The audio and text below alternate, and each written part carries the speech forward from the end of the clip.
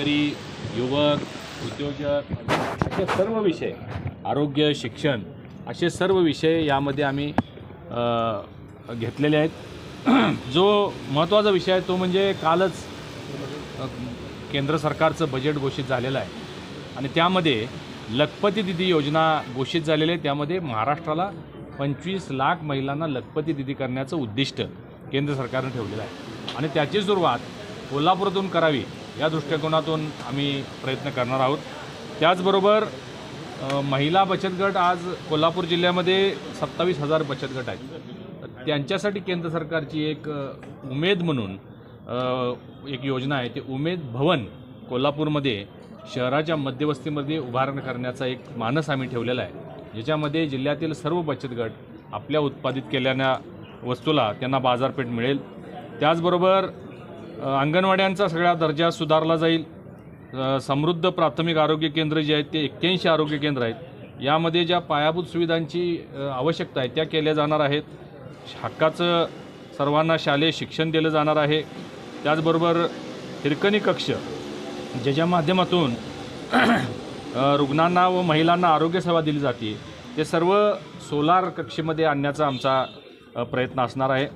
नदी आणि ओढ्यामध्ये जे पूल आहेत, जुने पूल आहेत कोल्हापूर जिल्ह्यामध्ये अनेक ठिकाणी ग्रामीण भागामध्ये, ते 50 वर्ष पूर्ण झालेले सगळे पूल आम्ही काढून नाबार्डच्या माध्यमातून तिथं नवीन आणि रुंद असे पूल उभा करण्याचा आमचा मानस आहे। कोल्हापूर जिल्ह्यातील 2500पेक्षा जास्त गावातून जाणारे जे रस्ते आहेत त्याच्यासाठी सुद्धा व्हाईट टॉपिंग करून, म्हणजे ते काही ठिकाणी डांबरी आणि काही ठिकाणी कॉन्क्रीट हे करण्याचा आम्ही आता लोकांना या आश्वासन देत आहोत।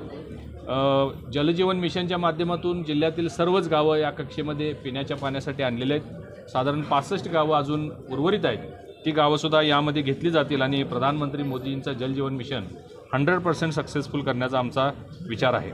सध्या 1026 ग्रामपंचायती आहेत, त्यापैकी 541 ग्रामपंचायतीच्या इमारती आहेत आणि बाकीच्या ग्रामपंचायतीच्या इमारती दुरावस्थेमध्ये आहेत। तर त्या काढून आमच्या राज्य आणि केंद्र सरकारच्या योजनेतून त्या निर्मूलन करून नवीन त्या ठिकाणी बांधले जातील आणि सगळ्या ग्रीन बिल्डिंग आम्ही बांधण्याचा विचार केलेला आहे। सौर ऊर्जेवर या सगळ्या इमारती आम्ही करणार आहोत।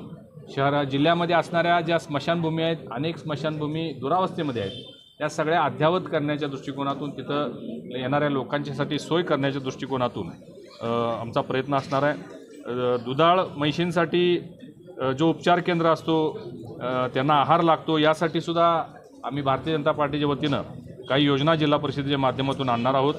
जिल्ह्यातील 1927 शाळा आहेत, या शाळांचं सर्वेक्षण पूर्ण झालेलं आहे। या सर्व शाळा समृद्ध करण्याच्या दृष्टिकोनातून, तिथं डिजिटल प्लॅटफॉर्म आणण्याच्या दृष्टिकोनातून, ई लर्निंग सुरू करण्याच्या दृष्टिकोनातून, मुलांसाठी चांगले शौचालय, जुने आणि दुरावस्थेमध्ये असणारे सगळे शौचालय त्याचं निर्मूलन करून त्याची व्यवस्था करणार आहोत। त्यांच्यासाठी क्रीडांगण चांगल्या पद्धतीत झालं पाहिजे, हा आमचा प्रयत्न असणार आहे। आणि त्याचबरोबर जिल्ह्याचे जे मोठी कामं आहेत, आता विमानतळाचं आपण विस्तारीकरण राज्य सरकारच्या वतीनं 290 कोटी मंजूर आहेत, आपल्याला माहिती आहे। त्याचबरोबर सौर ऊर्जेचे पंप शेतकऱ्यांना दिले जातात, त्यामध्ये वाढ करणार आहोत। सगळे 100% शेतकऱ्यांचे शेतीपंप हे सौर ऊर्जेवर झाले पाहिजेत, यासाठी आमचा प्रयत्न असणार आहे। मुख्यमंत्री लाडकी बहीण योजना 1500 रुपये सुरू आहे, त्यामध्ये वाढ करण्याच्या दृष्टिकोनातून राज्य सरकारकडे पाठपुरावा केला जाईल। प्रधानमंत्री आवास योजनेच्या माध्यमातून आत्तापर्यंत 53,000 घरकुलं झालेले आहेत, आणखीन 20,000 घरांचं उद्दिष्ट आम्ही ठेवलेलं आहे, त्याच्यासाठी सुद्धा आमचा पाठपुरावा असेल। महालक्ष्मी तीर्थक्षेत्र, ज्योतिबा तीर्थक्षेत्र विकास आराखडा लवकरात लवकर राबवला जाईल, अशा अनेक परिपूर्ण बाबी या कोल्हापूर जिल्ह्यामध्ये भारतीय जनता पार्टीच्या वतीनं करण्याचा आम्ही जाहीरनामा आता प्रसिद्ध केलेला आहे। मी कोल्हापूर जिल्ह्यातील तमाम नागरिकांना आवाहन करतो की आपण भारतीय जनता पार्टीच्या सर्व उमेदवारांना प्रचंड मताधिक्यानं निवडून आपली सेवा करण्याची संधी द्या आणि जो संकल्प आम्ही केलेला आहे तो संकल्प पूर्ण करण्यासाठी आपण सगळ्यांनी साथ द्या। धन्यवाद।